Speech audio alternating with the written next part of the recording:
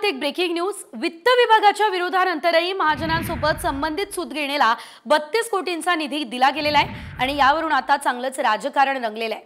अजित पवार यांच्याकडे असलेल्या वित्त खात्याने विरोध करून सुद्धा राज्य मंत्रिमंडळाने हा निर्णय घेतलाय। जनमत सोबत नसल्यास असे वित्त विभागाचे म्हणणे डावलून निर्णय घेतले जातात, ही टीका सुप्रिया सुळे यांनी केली आहे।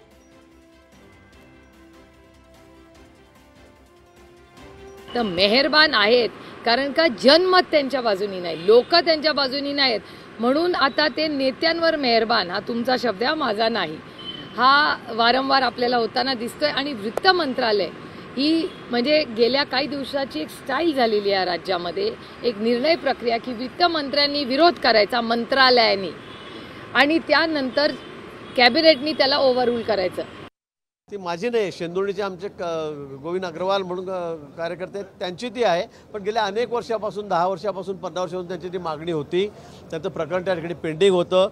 मला वाटतं ज्या भागामध्ये कापूस पिकतो त्या भागामध्ये एखादी सूतगिरणी नसावी का, आणि म्हणून ती परवानगी त्या ठिकाणी नियमानुसार आणि त्यांना मिळालेली आहे। पण उगाच बिल माझ्यावर फाटतंय, गिरीश महाजनांना परवानगी, गिरीश महाजनांना परवानगी, मला हेच कळत नाही। मी तिथे कुठेही नाही आहे किंवा माझे कुटुंबीय तिथे कुठेही नाही आहेत।